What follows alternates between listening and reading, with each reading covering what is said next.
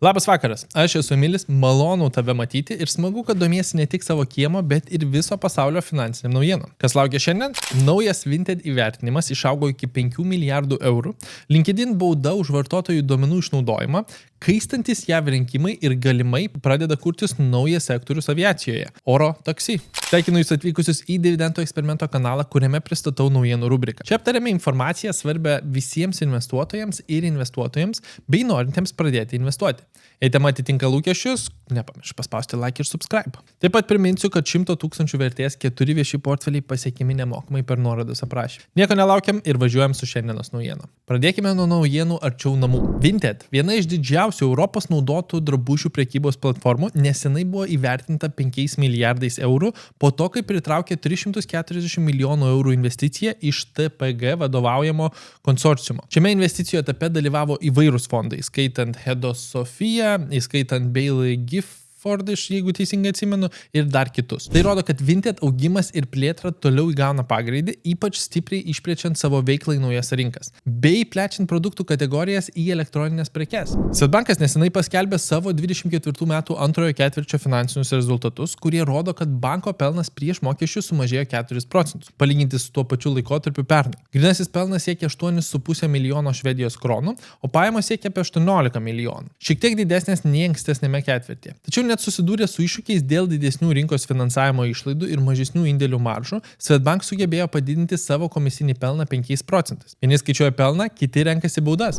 LinkedIn nesenai gavo 310 milijonų eurų baudą iš Airijos duomenų apsaugos komisijos DPC už bendrojo duomenų apsaugos reglamento GDPR pažeidimus. Tyrimas parodė, kad LinkedIn neteisėtai naudojo vartotojų asmens duomenys elgsenos analizei ir tiksliniam reklamavimui, nors neturėjo galiojančio vartotojų sutikimo. Taip pat platforma nepateikė aiškios informacijos apie tai, kaip buvo naudojami vartotojų duomenys. LinkedIn buvo įpareigota pakeisti duomenų tvarkymo praktiką, kad ji atitiktų GDPR reikalavimus. Baudos čia nesibaigė. JAV vartotojų finansinės apsaugos biuras CFPB nurodė Goldman Sachs ir Apple sumokėti $89 milijonų baudą už netinkamą Apple Card partnerystės valdymą.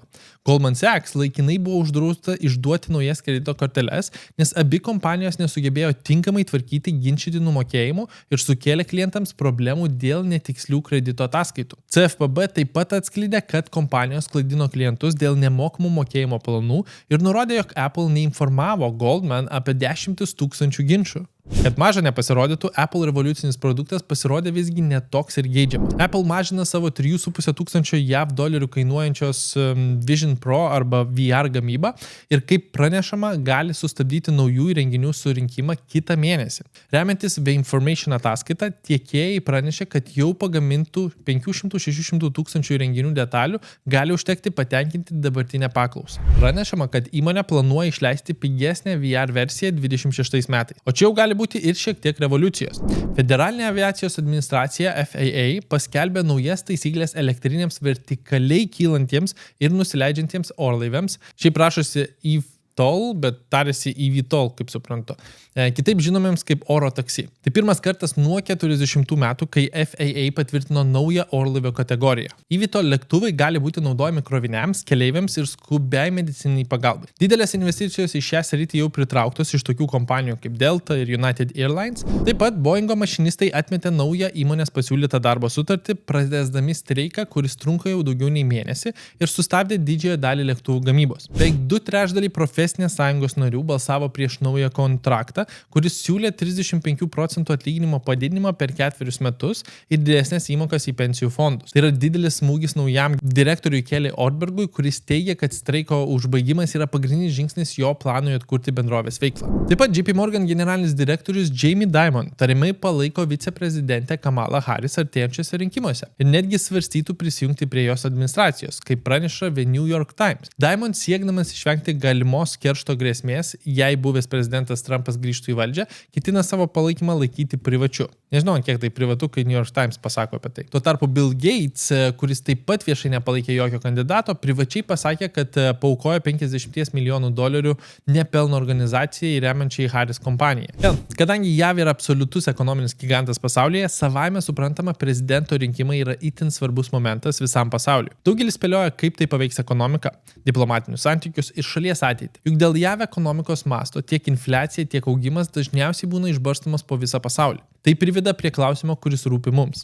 Ką dabar daryti? Ar susilaikyti nuo investicijų, ar laukti rinkimų rezultatų, nes rodos viskas pervertinta? Ar visgi toliau ramiai tiesiog investuoti? Čia žinoma, kiekvieno pasirinkimas priklausys nuo asmeninių aplinkybių, bet galiu parodyti, ką aš darau ir darysiu su savo portfeliu. Tiesiog toliau periodiškai investuosiu. Nepaisant kas laimės. Nežiūrint istoriškai, ilgojų laikotarpių rinka auga, nepaisant kas valdo JAV. Keliaujame į praktinę sesiją ir apžvelgsime mano praktinį eksperimentą, kuris dažnai priverčia mane susimąstyti, ar man iš vis verta leisti vakarų studijuojant kompanijų finansinės ataskaitas.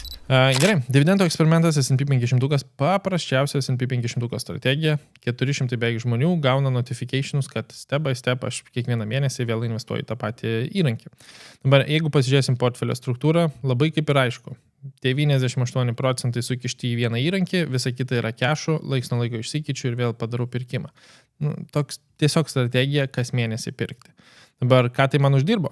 Per 2 metus ir 1 mėnesį tai man atnešė 35% nerealizuotą dar pelną, vėl nieko nepardaviau, tiesiog papildomai perku kiekvieną mėnesį, po 100 eurų pasipildinama šitą sąskaitą. Tai 1000 eurų nuo lyginamai nedidelės investicijos per ilgą laikotarpį vis papildant ją. Ir man linksmiausia dalis bus, kai per visą laiką šita suma aplenks mano grynąjį turtą, kurį aš esu investavęs į šitą įrankį. Tai vėl parodysiu toje statistikoje, bet jūs galite net dabar pamatyti, kiek aš iš tiesų esu suinvestavęs. Tai mes galėtume visą šitą sumą sudėti, tai gautume kas 2 metai 24, tai 2400, pačioje pradžioje įsidėjau dar 1000, tai mes kalbam 3500 kažkur tai turėtų būti portfelyje, tai apie 1000, tai va, 3400 portfelyje, 1100 pliusas, kas bendras turtas 4,5, šioje vietoje 35%. Kažkuriuo momentu mano visa suinvestuota suma bus mažesnė negu ta, ką man uždirbo visas sudėtinės palūkanos. Ir čia prasidės tikriausiai toks didžiausias argumentas, pamatant, kad tai iš tiesų yra vertinga. Vėl, nusipirkti labai lengva, į prekybą nueinam, suvedam VUAA. Dabar šiuo metu, kadangi baksų nėra pakankamai, tai reikėtų išsikeisti pinigus, kadangi perku 1 kartą mėnesyje, tai šiuo atveju pas mane nėra 110 arba jie jau būtų investuoti. Paspaudžiam mainai, išsikeičiam pinigus iš eurų į dolerius, čia suvedam rinkos vertę, kas šiuo atveju yra 110,92, pasirinkam vienetų kiekį ir tiesiog čia žalias mygtukas pirkti ir patvirtinti. Viskas. Šiandien tiek, tokia paprasta informacija, kuri kartojasi ne vienam video, bet tikiuosi patiko ir ačiū už jūsų dėmesį. Man šiaip tiesiog smagu, kad domiesi naujienom ir seki finansų pulsą. Tai parodo, kad ne tik nori, bet ir darai kažką, kad turėtum daugiau gyvenime dėl savo ateities. Žinoma, yra ir tų, kurie dar nepradėjo investuoti, viskas tvarkoje, pirmi žingsniai būna dažniausiai sunkiausi. O gal visgi pradėjai, bet po vasaros atostogų nustoji investuoti, nes pasikeitė prioritetai. Čia pridėsiu video kaip tik tau, kuriame aptariau mūsų polinkį į trumpalaikius apdovanojimus ir įpročių ugdymą. Tai nepamirškit paspausti like ir subscribe ir iki susitikimo kitame video.